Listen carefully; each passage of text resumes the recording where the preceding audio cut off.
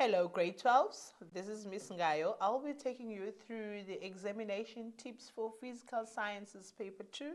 We are focusing on the chemistry now. We are done with physics paper 1.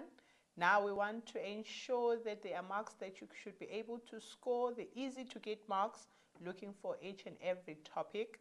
Let me start by saying that the physical sciences paper 2 is out of 150 marks, and it is divided into two, split into two. There is 58 marks which is allocated to matter and material, and that is organic chemistry or organic molecules. And this is 58 marks which constitutes or makes about 39% of the paper. And then we have got 61 marks that is actually 92 marks, which is actually from your chemical energy, and that which is chemical change, and that makes 61% of the paper. So I'll be breaking it down into topics and into questions. Some of the easy to get marks that showcase marks that you can obtain in the physical sciences exam. I will start by looking at organic molecules.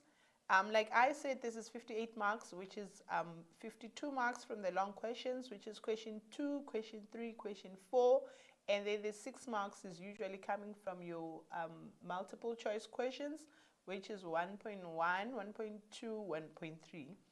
Now, these are the showcase definitions that you need to know. You need to be able to learn the definition of an organic molecule, which is a compound or an organic compound that consists of carbon atoms in it. And we also have got structural isomers.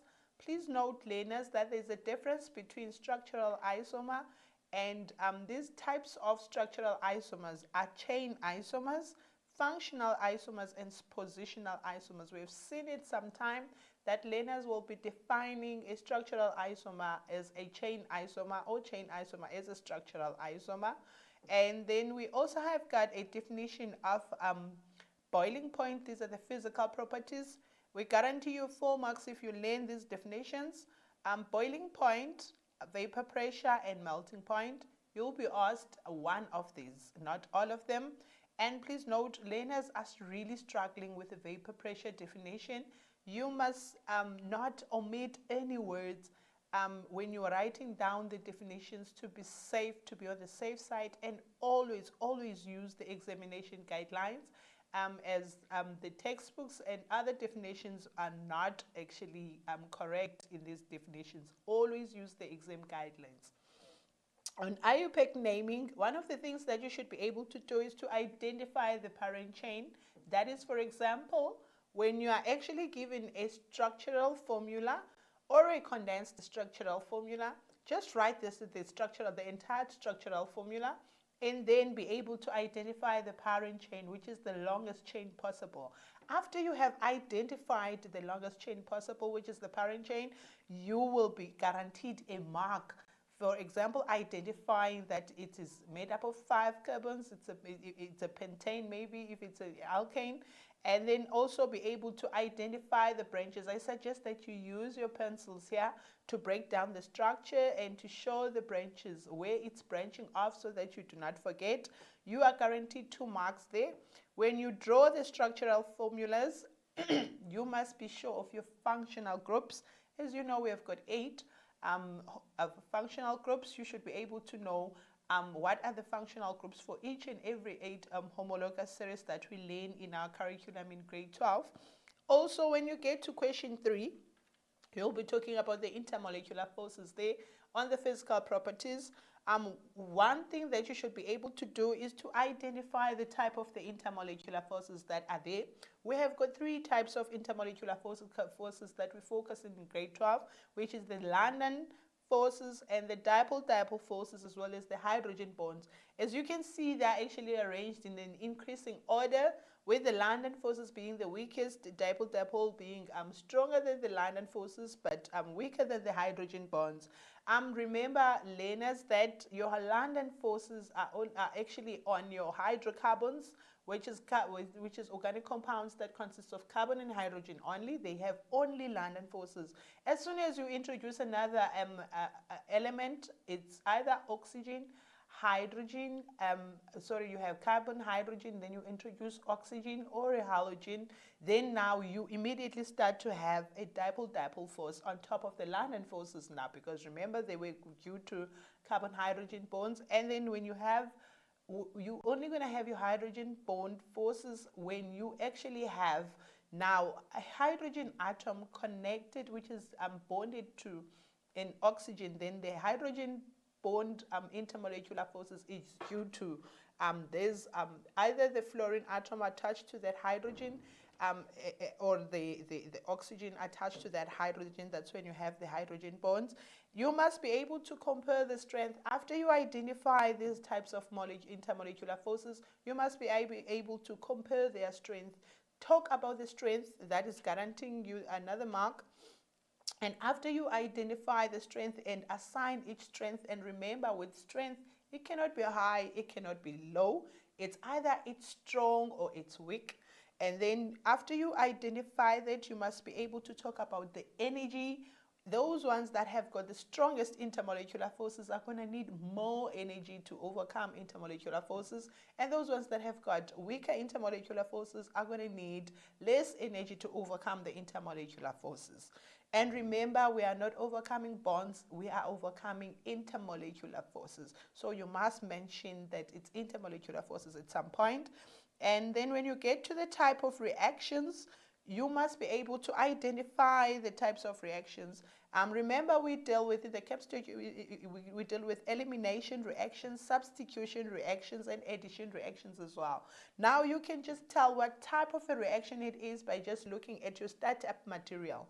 For your addition reactions, your startup material, your reactant will always be an alkene, meaning that it has to be unsaturated and consists of at least a double bond, one double bond between its carbon atoms. And then your products for an addition reaction should be a saturated compound, meaning that there are no multiple bonds anyway. So you have added to where there was nothing.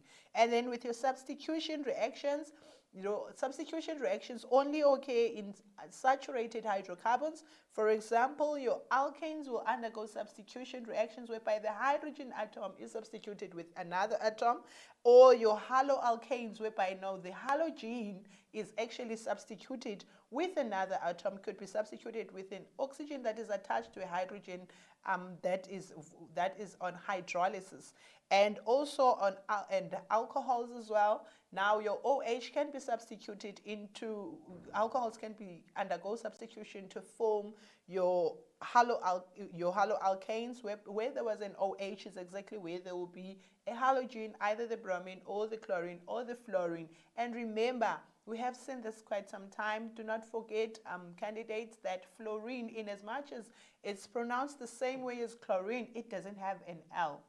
It's capital letter F. So also when you're practicing, also do use those halogens like fluorine as well, so that you don't miss out on them. And another thing that I wanted to add is on the reaction conditions now. Remember, on your reaction conditions, they will determine whether the reaction will be substitution or elimination, because remember, we use pretty much the same conditions, similar, not really the same, similar conditions for substitution reactions and for elimination reactions. The only difference is on whether the strong base is concentrated or dilute. And remember, harsh conditions will be for harsh reactions. So if we're talking of elimination, we're talking of a harsh reaction. So if it is harsh, it's going to have harsh conditions. For example, the strong base, they must be concentrated. And then the acid, they must be concentrated. It's still strong. Remember, its strength does not have to do with the concentration. So you can still have a dilute strong base, a dilute strong acid as well. So as soon as they are diluted, then that means that the type of reaction should be a substitution reaction. And if they are concentrated, it should be an elimination type of a reaction. And also remember, the heat for substitution reactions must always be mild. It cannot be strong heat if it's a substitution reaction. Soon as you change the reaction conditions, you are actually also changing the product that will be formed. So practice flow diagrams so that you can be able to obtain more marks. Another suggestion that I have, when you're practicing the flow diagrams, make it a point, if you're given condensed, you write structural. From structural, you write the product that is formed, and then you can be able to answer that. That will also assist you in time management in answering these questions. When you get to question 5, which is on the rates of reaction, this is now the part where we start with chemical change. Question 5 on the rates of and extent of reaction, we have got these definitions that you must learn. We have got the heat of the reaction. We have got exothermic reaction, endothermic reaction, activation energy, activated complex, rate of reaction, positive catalyst. And also from all these definitions, you can be able to score 2 marks because you'll be asked either of them. And also, it's very important when you're dealing with the variables. Remember the variables, we have got the dependent variable, we've got the independent variable, and we've got a controlled variable. Sometimes learners struggle to identify these variables. I would suggest that you use actually the topic, the topic that you are in to know that the dependent variable, what it must be. Also, when you have got those graphs on the rate of reactions, remember here, we are not talking about any reaction reaching chemical equilibrium. As soon as the graph gets flat, the reaction has come to an end because there's only one way for the reaction to take place, which is the forward reaction. So as soon as the line gets horizontal, at the beginning of it, then the reaction has come to an end. Now, to identify those variables as to which one is the dependent, which one is the independent, and which one is controlled, the factors that affect the rate of reaction, for example, concentration affects the rate of reaction. We have got surface area that affects the rate of the reaction. We've got temperature that affects the rate of the reaction. We have got also pressure for gases that affects the rate of reaction. You must use those factors that affect the rate of reaction as the independent variables, which is the variable that is being actually changed purposefully. That will be on your x-axis now. So it's one of those factors always.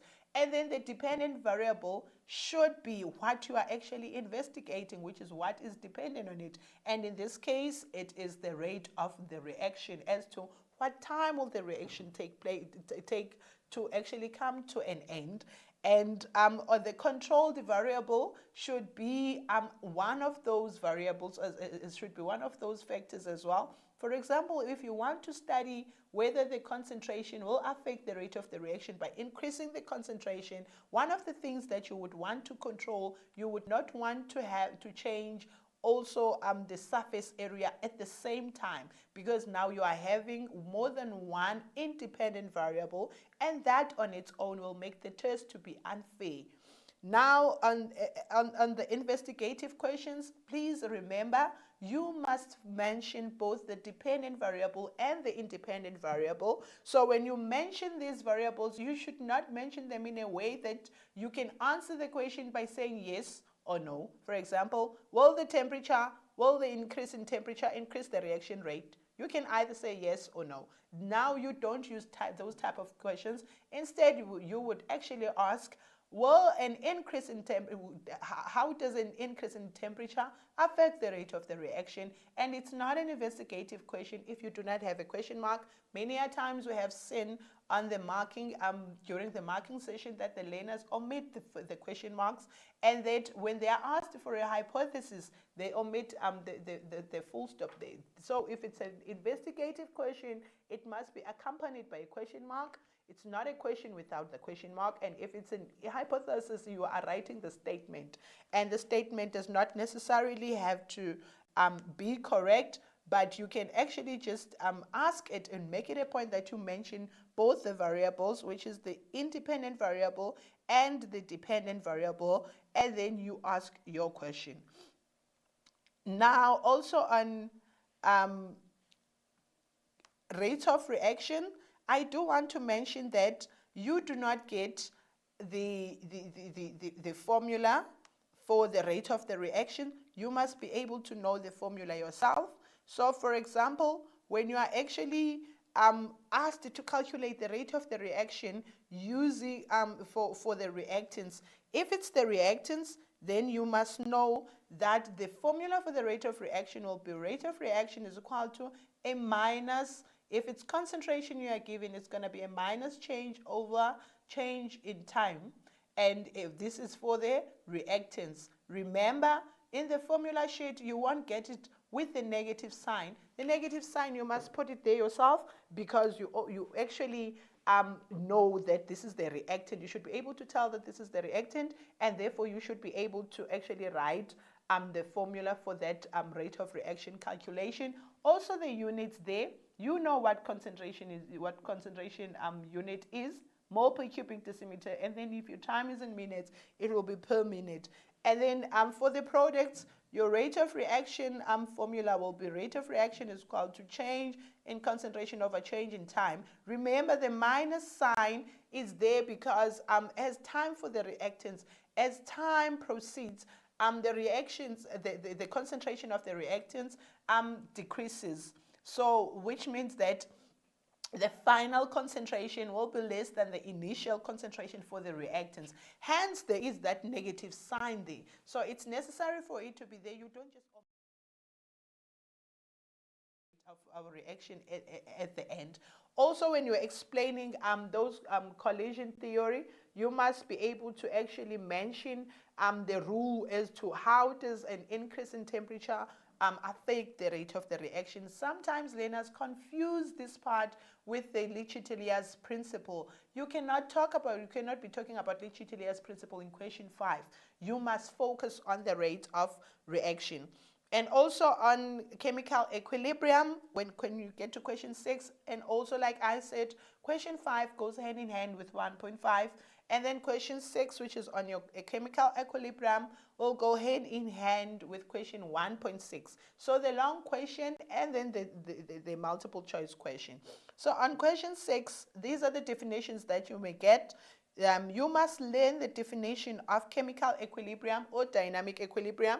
Remember that this equilibrium is actually continuous, meaning that the reaction is continuing to take place. However, there's no significant change that is actually seen. It does not mean that the reaction has come to an end. It means that the reaction is still continuing. So hence it's known as a dynamic equilibrium. So you must be able to define a dynamic equilibrium and also a reversible reaction.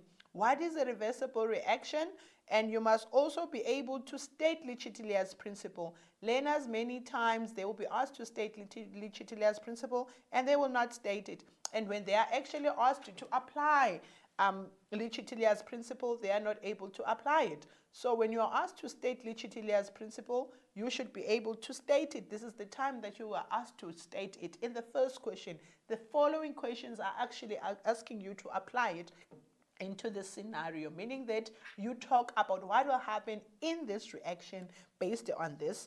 So when you actually learn these definitions, you'll be guaranteed another 2 marks. Now, when you write the equilibrium constant, many times learners, when they get to the equilibrium constant question, they just jump into drawing the table. And remember, learners, that it's not always the time that you necessarily need the table. Many a times you don't even need to write the table. You can just write the Kc expression first before you even attempt answering the question. And remember, when you write the Kc expression, the one that has got marks is actually writing if you have got hydrogen reacting with nitrogen gas to produce ammonia. The Kc expression is simply the product of that, which is NH3, and then concentration of NH3 divided by concentration of hydrogen times the concentration of nitrogen gas. Then this will score you mark. Do not waste time on writing Kc is equal to concentration of products divided by concentration of reactants. This is just a waste of time, as it has got a 0 mark. This is where you first get the mark, and then read from the statement and identify which concentration are you given there at equilibrium. If you are given number of moles of one of the reactants or one of the products at equilibrium, and you have the volume also at which this reaction is taking place, you can work that concentration out and then come and substitute it. Don't forget that it's square brackets that mean concentration. Then when you are now writing the substitution, you can now use your round brackets now to substitute. So for the concentrations of the substances that you do not have, you just write your brackets like that. If they had a square, let's say maybe this is 2 and this is 3, I'm just making it roughly, and then this would actually mean that this would be squared. So you put your squares there and your cube there, so that you actually don't forget when you are pressing on the calculator as to which one was squared. It was H2 that was squared and N2 that was cubed. There was nothing here, so this is 1. Then you just write it like that and write whatever value that you have. If it's 0.8, then the ones that you have that are missing, you leave it like that. You're going to substitute into it when you have now worked out those concentrations at equilibrium. And then when you are also, like I said, when you are substituting into the equilibrium Kc constant, equilibrium constant, you must actually just substitute using the round brackets, because now they have got a meaning in the square brackets, but the round brackets now, that is where you put in the values. So it is a very, very important. And also now, if you are given the Kc value, that is the time that you actually also substitute in this Kc value that you are given there. Then also when you remember, Kc has got no unit. There's no unit for Kc because it's concentration divided by concentration. So there's no unit for Kc. Don't forget that the only factor that affects the Kc value is the temperature as well. All the other factors that affect chemical equilibrium will not affect the Kc value. Then now, if you're given the graph in this question, don't forget that the horizontal lines, because these reactions are now reversible. Now the horizontal lines in question 6 do not mean that the reaction has come to an end, because it's a dynamic equilibrium, meaning it's continuing. Now the horizontal lines actually mean that the reaction has reached chemical equilibrium. And then when you get to question 6, question 7, that is it on question 6 on chemical equilibrium. Now we're looking at question 7, which is on your acids and bases. Now your question 7 usually would get maybe 2 or so multiple choice questions as well. And the definitions that are guaranteed for you to come there that you must ensure that you know of include the definition of an acid and the definition of a base according to Arrhenius theory and the Lowry-Bronsted theory. Please do not forget that Arrhenius theory includes water. So when you are talking about the concentration, when you are defining the strong acid there, and when you are defining a strong base, don't forget that it's a substance that ionizes completely in water to produce high concentration of hydronium ions. Don't forget that they are ionizing in water. Then for the bases as well, they will dissociate completely to produce a high concentration of hydroxide ions. Also, when you write, you must also know the definition of an ampholyte. The ampholyte is a substance that can either behave as a base or as an acid.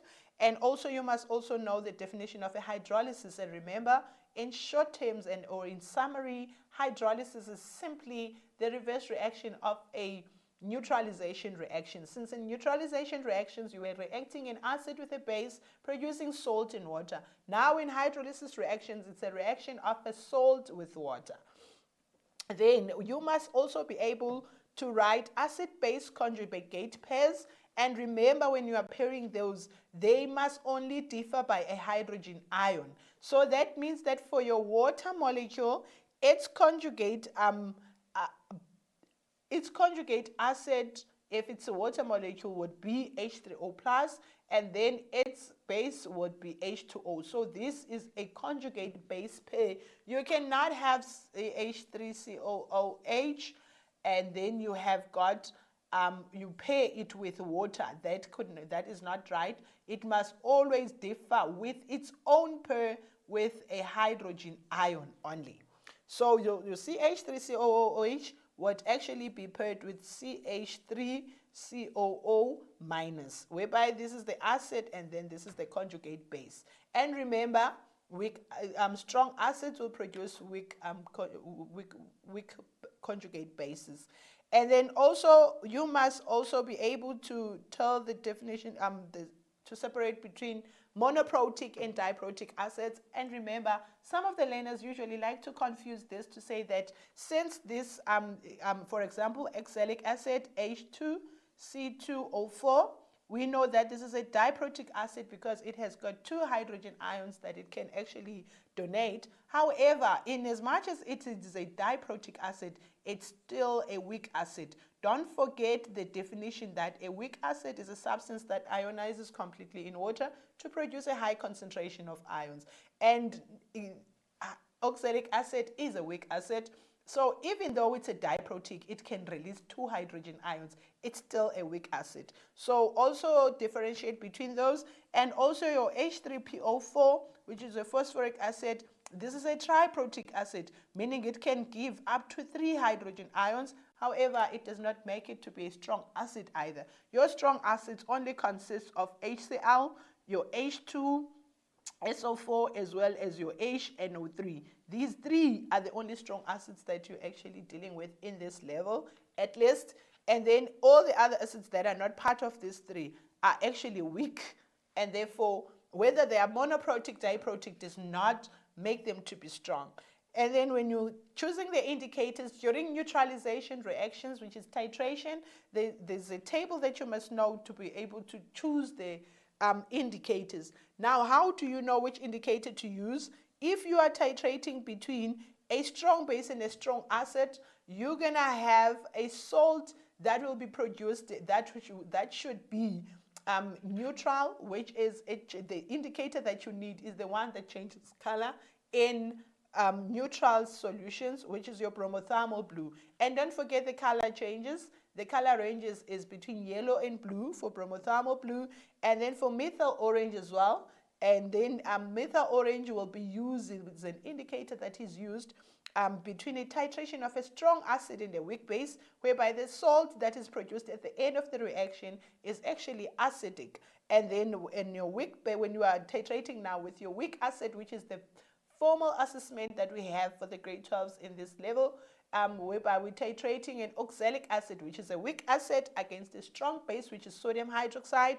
Now the salt that is produced at the end point there is actually a salt that has a pH that is greater than 7, which is basic. Hence, phenolphthalein that changes color between colorless and pink is the suitable indicator, is used because it changes color in a pH range that is greater than 7. So you need to be able to state which indicator, because it's only those 3 indicators that you'll be asked about in this level. You should be able to identify them, and after you identify them and identify which one will be used in which reaction, then you guarantee yourself a mark there to actually get on acids and bases. Also, I want to mention this: when you get to the titration to the reaction stoichiometric questions,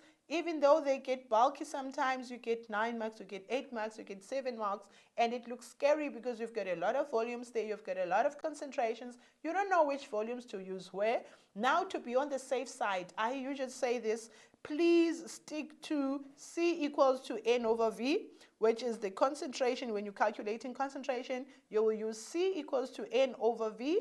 So whatever concentration you have got there and its volume, use that to convert into number of moles, because the number of moles are the currency that we use to talk with acids and bases on your stoichiometric calculations. As well as when you are given now the mass, convert whatever mass that you are given into number of moles using this formula. Avoid this formula: CAVA is equal to NA over CBVB, the other formula. Avoid it for those long questions that have got 9 marks, 8 marks, 7 marks, because it's difficult for you to score marks there since you have got many volumes and so on. Remember, this formula can only be used if you have got a complete neutralization. So if it's not a complete neutralization, it means that some substances are in excess and some are actually limiting reagent. They've gotten used up in the reaction. So in order for you to actually be able to score marks, out of that 9 marks, out of that 7 marks, out of that 8 marks, you can score marks by just using the C equals to N over V formula so that you can actually calculate the number of moles. Now that is on your acids and bases. Now let us look at your pH calculations. Remember, there are calculations that you need to actually perform. For example, your pH calculations. In your pH calculations, we have got pH minus log times concentration of hydronium ions. Please note that you must write this formula as is from the formula sheet. You do not actually need to memorize this formula. Just by being able to copy it correctly into the formula, into your answer book, you get the marks. And please note that this formula is wrong as soon as you start to omit some things that are there, because remember, learners, that you are copying this, so you must copy it right at least. So the P for the pH formula is a small letter P and a caps lock H equals to minus log times concentration of hydronium ions. Now the plus, sometimes learners omit that plus sign. You cannot omit that plus sign or write a minus sign. It's not up to you to decide what to write. You actually copy it as it is. You are guaranteed a mark there to substitute, and then you substitute into it. Remember, there will be no mark that will be awarded for calculations that are not even attempted. So yours is to attempt the calculations at least, copy the formula and substitute into it, and then attempt the calculation. Then you can be able to score marks, and also use the stoichiometric ratio so that you can score marks there as well. Now I'm moving on to electrochemical cells, which is your question 8 and question 9. These are the last questions. You should be scoring a lot of marks on this, because all the answers that you need are actually provided in the table that is in the question paper. And also in the formula sheet, you have got everything that you need to remember there. In the definitions that you need for the electrochemical cells, you need to learn galvanic cell. Remember, galvanic cell is a cell that actually converts chemical energy into electrical energy. Now, learners, do not forget that in this part of the exam, which is paper 2, there is nowhere whereby we are talking of a mechanical energy. So if you even forget whether to write mechanical, because you're coming from paper 1 on Friday, you were just talking about mechanical energy into electrical energy. Now you don't know whether to write mechanical or not. Just flip the question paper. Look into the question paper. It is written chemistry in brackets there. Then you know that any energy you have to write there has to be chemical, not mechanical. This is very important because learners mix marks there. And then when you must know the definition of an electrolytic cell. And remember, these are cells, and you should know that these are cells that convert energy. So electrical energy is converted into chemical energy in an electrolytic cell. You must be able to tell the oxidation and reduction in terms of electron transfer. Remember, oxidation is an increase in oxidation number. It is actually a loss of electrons, if you are defining it in terms of electron transfer, and that reduction is a gain of electrons. Then you must also know how to define oxidation and reduction in terms of oxidation numbers, whereby oxidation is an increase in oxidation number and reduction is a decrease in oxidation number. You should also be able to tell the oxidizing agents and the reducing agents. Like I said, learners, it's very, very important that you use your tables, your standard half reduction tables at this point. Now, what the substances that you find on your left-hand side, which are mostly your ions on the table, these would be the ones that would be your oxidizing agents, because they themselves would likely undergo reduction. And then the ones that you find on your right-hand side of the table, in your table 4b, would likely be your reducing agents, because they themselves will undergo oxidation. So if you are asked for a reducing agent or the oxidizing agent, that you must know that when you look in the table, because like I said, all the question, all the answers that you are asked in question 8 and question 9, you find them on the formula sheet. They are there on the formula. They are there on the table. They are there on the formula sheet. Let's say you have forgotten which one undergoes oxidation, which one undergoes reduction. And remember, when you're writing your half reactions, you must write your oxidation half reaction from your right to your left hand side. And then to write your half reactions for reduction, you write it from your left to the right.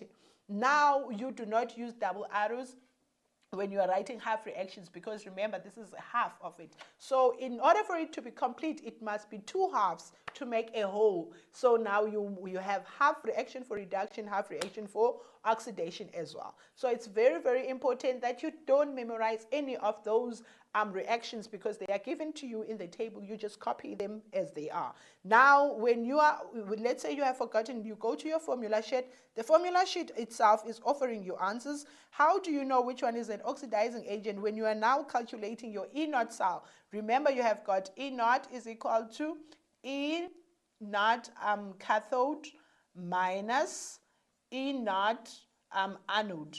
Now already, then the second formula will be your E naught cell is equal to, remember, you don't omit anything, you copy the formula learners as they are from the formula sheet, is equal to E naught reduction minus E naught oxidation. Now you don't write oxy and then you leave it there, write incomplete words. You must copy these formulas as they are. And then the last one is E naught oxidizing agent. This will be your oxidizing agent. So E naught cell is equal to E naught oxidizing agent minus E naught reducing agent. Now, let's say you have forgotten which one undergoes what. Remember, these formulas on their own, they are providing you answers. So at the cathode, this is the electrode where reduction takes place. Now, the substance that is at the cathode will undergo reduction, and the substance that undergoes reduction is actually an oxidizing agent. At the anode, this is a cell where oxidation takes place, which is the loss of electrons, and the substance that loses electrons becomes the reducing agent. So you can also use the formula sheet to assist you into answering some of those questions. And then when you are answering, don't forget that for a galvanic cell, these reactions are spontaneous, meaning they take place on their own. Their E naught values must be positive, meaning that you must have an E naught value that is positive for galvanic cell. And then for your electrolytic cell, then these reactions are actually non-spontaneous, meaning that they are not taking place in their own, and then their E naught values will be negative. Another thing that will give you marks there, stating the function of a salt bridge. Remember, a salt bridge will be there in a galvanic cell. Now, you can look whether this cell is galvanic or electrolytic by what it is connected to. If it's connected to a voltmeter, then it means that it is a galvanic cell. Then if it is connected to a power source or to a battery, then it is an electrolytic cell. Do not use this thing of looking at whether it has 1 beaker or 2 beaker to determine whether it's an electrolytic cell, because sometimes the examiners will put 2 beakers there but have a power source, and you have memorized that an electrolytic cell has only one beaker. That is a misconception. So please note that when you're looking for whether it's electrolytic or galvanic, you look at what the cells, the half cells are connected to. Voltmeter means it's a galvanic cell, and then a power source or a battery means that it is an electrolytic cell. Also, when you're writing cell notations, you get 3 marks from writing cell notations. Do not forget that you use the phase border to separate the substances, and then you use the double line to actually show the salt bridge. Now, if you have any guess that is there, then it means in the galvanic cell, then it means that one of the electrodes must be either a platinum electrode or an electrode that is made up of an alloy of carbon. Then now you have to write that at the end or at the beginning of that side of that cell. And another thing that I want to remind you of is that when you're writing the half cell and the net cell reactions, which are you are copying from the table, you actually score also 2 marks there. And also another thing is that your electrolytic cells are endothermic, meaning they take up heat, they absorb heat. Now your galvanic cell reactions are exothermic, meaning that they are giving off heat. So if you are asked whether this reaction is exothermic or endothermic, you should not be doubting. If it's a galvanic cell, it's exothermic. If it's an electrolytic cell, it's definitely an endothermic reaction. And also, another part I want to touch on your standard conditions, the 3 standard conditions only, which is the concentration of this solution should be 1 mole per cubic decimeters. The pressure should be 1 atm, as well as the temperature should be 25 degrees, which is 298 degrees. 298 Kelvin, sorry. Now, also, there are 4 processes that you learn on electrolytic cell. Do not forget that in an electrolysis of copper chloride, if copper chloride is the one that is being electrolyzed, copper is going to form at the cathode. Now, you must use cat when it comes to the electrolysis processes. Now, what does this mean? This means that cat ions will be attracted to the cathode.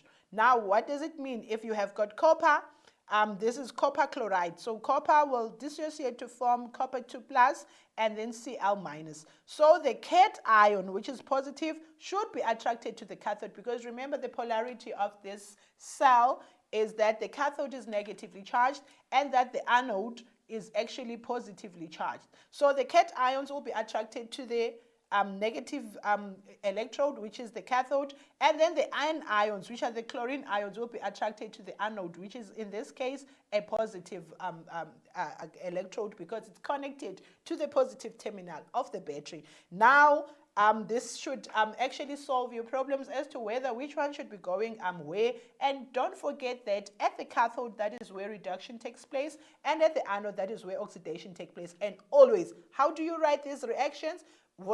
For excitation, you start from the right to the left. For reduction, you write as is from left to right, using table 4b. Now, when you get to electroplating, do not forget that this object that is the metal that you want to coat with, you will always connect it.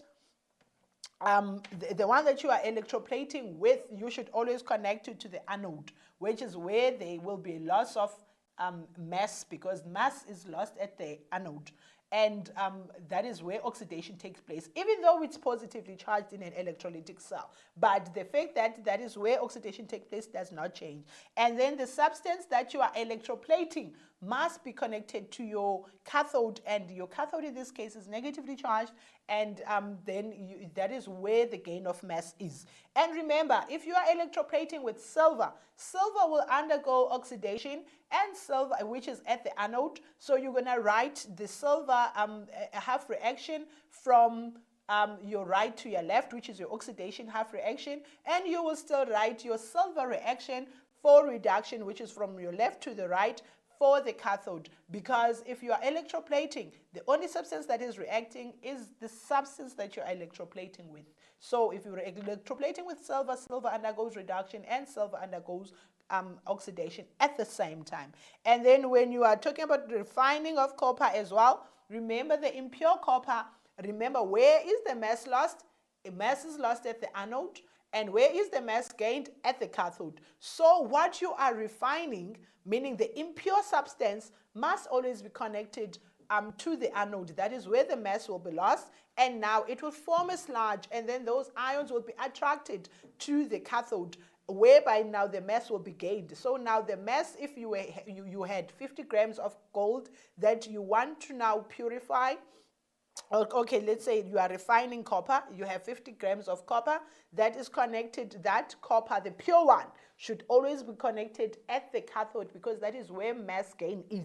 So now the copper ions, which will be lost in the sludge at the anode, will now be reduced at the cathode. Then now you will just collect from the cathode. So also for refining of copper, remember that oxidation will be for copper, reduction will be for copper as well, just like in electroplating. And then when it comes to the electrolysis of sodium chloride, Many learners sometimes confuse which water to use at this point. I usually tell my learners that you just use the 0,83 water. There's many water that is there. So now you don't know which water to choose. Just go and look at the inert values. The water that has got a 0,83, which is the MTN number 083, you're going to choose that water and you're going to use that water. And remember that hydrogen gas there is formed at the cathode, which is that is where reduction take place, and the chlorine gas will be formed at the anode. And also, I want to say the use of the formula in itself, like I have said, you use this formula to also help you to remember some of the things that you have forgotten, whether this is a reducing agent or it's an oxidizing agent. Also, when you get to those calculations, because we see a lot of stoichiometry coming in question 9, whereby now you are asked either to calculate the mass, or maybe you are asked to calculate the number of electrons or the number of charges. Remember, you must substitute, and don't forget to use the ratio there, because if copper is oxidized, it's going to lose 2 electrons. So the stoichiometric ratio is very important to say that 2 electrons will result to 2 charges. So the number of moles should be 2 times as well. If you are given the mass for the solid, you have to actually convert it into number of moles, and then be able to tell that a copper solid will release 2 electrons, and therefore now whatever that you had as the number of moles, in order for, before you convert it into the number of charges, you must actually use the ratio to calculate that. And from my side, learners, good luck and all the best. Thank you.